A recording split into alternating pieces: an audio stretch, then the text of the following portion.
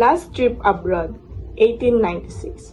Rizal's 4 years exile in the Pitan came to an end.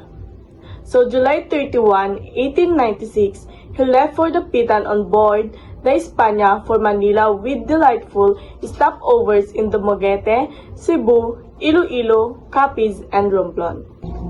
So I have been in that district 4 years and 13 days and a few hours. August 26, 1896. Rizal arrived in Manila from the steamer that fermed him in the Pitan. Was transferred to Spanish Castilla, where he stayed for almost a month, pending availability of a vessel bound of Spain. August 26, 1896. Bonifacio and the Katipunan raised cry of revolution, sigaw sa Pugad Lawin, in the hills of Balintawak, a few miles north of Manila. Rizal, worried about the raging hostilities, left for Spain on the steamer Isla de Panay on September 3, 1896. It was last trip abroad. From the Pitan to Manila, Dumaguete, Rizal visited a friend and former classmates, Herrero Regidor, who the judge of the province. He also visited other friends, the Periquet and Rufina families. Cebu, the España left Dumaguete about 1 p.m. and reached Cebu the following morning. Rizal was fascinated by the entrance to Cebu, which he considered beautiful. He met an old couple who he had known in Madrid. In the morning of Monday, August 3, Rizal left Cebu going to Iloilo, Mactan, an island famous for what happened to Magellan. Iloilo. Arrived at Iloilo, he went shopping in the city and visited Molo of the church. He commented, "The church, first the outside and the interior is not bad, considering that it had been painted by Aladdin. Paintings are mostly copies of biblical scenes by Gustave Doré." Iloilo, Capiz, Romblon, and Manila. From Iloilo, the ship sailed to Capiz.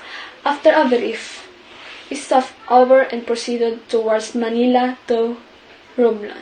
Rizal misses ship going to Spain. August 6, 1896, the España arrived at the Manila Bay early morning. Unfortunately, Rizal was not able to catch the mail ship Isla de Luzon because it had departed the previous day at 5 p.m. Unfortunately, I didn't catch the mail ship for Spain, and fearing that my stay for a month in Manila would bring me trouble, I made known to the Governor General, while remaining on board the ship España, of my wish to be isolated from everybody except my family. He was transferred to a Spanish cruiser, Castilla, by order of Governor General Ramon Blanco. The gallant Captain Enrique Santalo told him that he was not a prisoner but a guest detained on board in order to avoid difficulties from friends and enemies. He stayed on the cruiser for about a month, from August 6 to September 2, 1896, pending the availability of Spain-bound steamer. August 19, 1896, the Katipunan planned to overthrow the Spanish rule by means of revolution. It was discovered by Fray Mariano Gil, Agustinian cura of Tondo, after Teodoro Pantino disclosure of organization's secrets. The revolution against Spain was sparked in 1896 after Spanish authorities discovered the Katipunan, a Filipino revolutionary society plotting against their colonizers. August 26, 1896, Bonifacio and the Katipunan raised the cry of revolution, or what we call sigaw sa Pugad Lawin, in the hills of Balintawak, a few miles north of Manila. Andres Bonifacio was the supreme of the Katipunan, or as it also known as Kataas-taasan, Kagalang-galangan, Katipunan ng mga anak ng bayan. The organization drew inspiration from Dr. Jose Rizal, whose literary works, particularly No Limitang Hire and El Filibusterismo, exposed the cruelties of Spanish colonizers. Before Katipunan was established, both Bonifacio and Rizal were part of La Liga Filipina, a progressive organization initiated by Rizal that saw peaceful reforms. After Rizal's arrest and deportation to Dapitan, La Liga Filipina dissolved. This was later replaced by a call of aggressive reforms, put forward and favored by Bonifacio. Upon hearing of Rizal's arrest, Bonifacio and his fellow founded the Katipunan.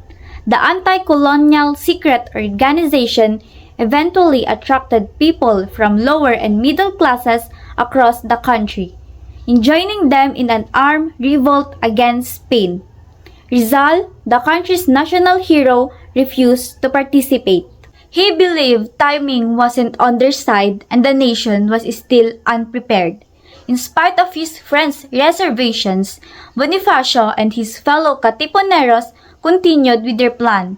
Yet, on August 1896, a Spanish friar found them out. Beginning of the revolution, tearing off community tax certificates to mark their separation from Spain. After the discovery of the Katipunan, Spanish authorities made several arrests to identify their members. Bonifacio and his fellows were planning a nationwide revolt. This led to an event called the Cry of Pugad Lawin, where revolutionaries took part in a mass tearing of cedulas or the community tax certificates, symbolizing their fight against Spain. In the afternoon, Governor General Blanco proclaimed a state of war in the first 8 provinces for rising in arms against Spain.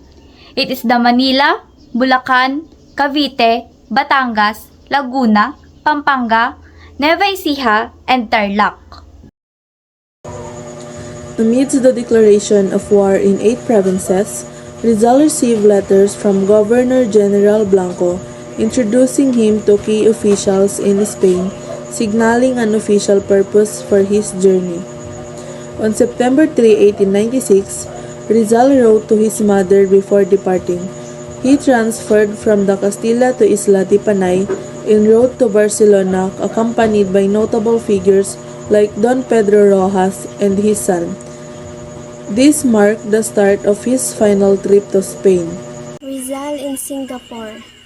Don Pedro or Don Manuel Camus advised Rizal to stay and take advantage of the protection of the British law. Victims of Spanish duplicity. Blanco and the ministers of war and the colonies were exchanging coded telegrams, secret conspiracy, and confidential messages for his arrest upon reaching Barcelona. And then Rizal arrested before reaching in Barcelona. Noong September 8, itong si Jose Rizal ay sumakay siya sa Isla de Panay, or pag sinabi natin Isla de Panay, it was an auxiliary cruiser. And then umalis siya ng Singapore ng bandang alauna ng hapon. Not knowing the Spanish duplicity, ay pinagpatuloy pa rin ni Jose Rizal ang paglalakbay niya patungo doon sa Barcelona, Spain. And then noong September 25, he saw the steamer called the Isla de Luzon. Magkaiba yung Isla de Luzon at Isla de Panaya, leaving the Suez Canal crammed with Spanish troops. And then 2 days later, or after 2 days, may naririnig siya sa mga pasahero niya or mga pasahero na may dumating daw na telegram na galing sa Manila and reporting the execution or dun sa pagpatay doon sa 3 mga tao na si Francisco Rojas, Kenato at si Osorio. And then nung September 28, may lumapit na kapwa pasahero ni Rizal sa kanya at sinabi na meron daw itong masamang balita sa kanya that he would be arrested by the order of the Governor General Blanco and would be sent him into the prison in Ceuta or Spanish Morocco in Gibraltar. Nagulat siya doon sa balita na yon, And he realized that naloko daw siya ng mga Spanish officials. And he made him to write a letter to his best friend. And doon sa letter na yun, ang sabi is, "A passenger on board just told me the news that I can hardly believe, and should it be true, would bring to an end the prestige of Philippine authorities. I cannot believe, for it would be the greatest injustice and the most abominable infamy, unworthy not of a military official but of the last bandit. I cannot believe it. This is infamous, but if it turns out to be true, as everybody assures me, I am communicating to you this news so that you may appraise my situation." And then Rizal noted, "There are people on board who do nothing but slander me and invent fanciful stories about me. I'm going to become a legendary personage." Yun yung mga sinabi niya.